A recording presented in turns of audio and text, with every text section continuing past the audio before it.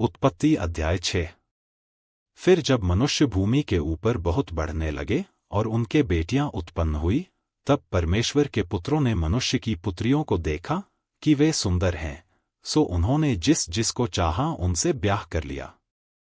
और यहोवा ने कहा, मेरा आत्मा मनुष्य से सदालों विवाद करता न रहेगा, क्योंकि मनुष्य भी शरीर ही है, उसकी आयु 120 वर्ष की होगी। उन दिनों में पृथ्वी पर दानव रहते थे, और इसके पश्चात जब परमेश्वर के पुत्र मनुष्य की पुत्रियों के पास गए तब उनके द्वारा जो संतान उत्पन्न हुए, वे पुत्र शूरवीर होते थे, जिनकी कीर्ति प्राचीन काल से प्रचलित है। और यहोवा ने देखा कि मनुष्यों की बुराई पृथ्वी पर बढ़ गई है, और उनके मन के विचार में जो कुछ उत्पन्न होता है सो निरंतर बुरा ही होता है। और यहोवा पृथ्वी पर मनुष्य को बनाने से पछताया, और वह मन में अति खेदित हुआ। तब यहोवा ने सोचा कि मैं मनुष्य को जिसकी मैंने सृष्टि की है पृथ्वी के ऊपर से मिटा दूंगा, क्या मनुष्य, क्या पशु, क्या रेंगने वाले जंतु, क्या आकाश के पक्षी, सबको मिटा दूंगा, क्योंकि मैं उनके बनाने से पछताता हूं। परंतु यहोवा के अनुग्रह की दृष्टि नूह पर बनी रही। नूह की वंशावली यह है। नूह धर्मी पुरुष और अपने समय के लोगों में खरा था, और नूह परमेश्वर ही के साथ साथ चलता रहा।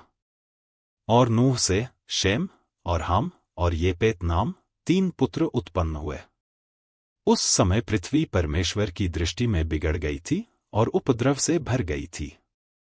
और परमेश्वर ने पृथ्वी पर जो दृष्टि की तो क्या देखा कि वह बिगड़ी हुई है, क्योंकि सब प्राणियों ने पृथ्वी पर अपनी अपनी चाल चलन बिगाड़ ली थी। तब परमेश्वर ने नूह से कहा, सब प्राणियों के अंत करने का प्रश्न मेरे सामने आ गया है, क्योंकि उनके कारण पृथ्वी उपद्रव से भर गई है, इसलिए मैं उनको पृथ्वी समेत नाश कर डालूंगा। इसलिए तू गोपेर वृक्ष की लकड़ी का एक जहाज बना ले, उसमें कोठरियां बनाना और भीतर बाहर उस पर राल लगाना। और इस ढंग से उसको बनाना, जहाज की लंबाई 300 हाथ, चौड़ाई 50 हाथ और ऊंचाई 30 हाथ की हो।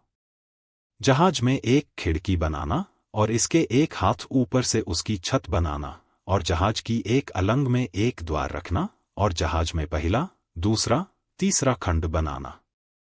और सुन, मैं आप पृथ्वी पर जल प्रलय करके सब प्राणियों को, जिनमें जीवन की आत्मा है, आकाश के नीचे से नाश करने पर हूं, और सब जो पृथ्वी पर हैं मर जाएंगे।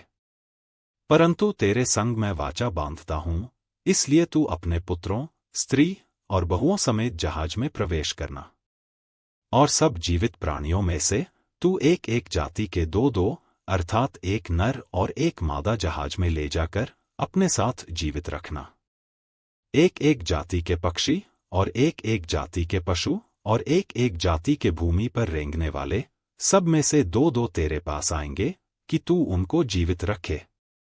और भांति भांति का भोज्य पदार्थ जो खाया जाता है, उनको तू लेकर अपने पास इकट्ठा कर रखना, सो तेरे और उनके भोजन के लिए होगा। परमेश्वर की इस आज्ञा के अनुसार नूह ने किया। इस अध्याय के द्वारा परमेश्वर आपको आशीष दे। आमीन।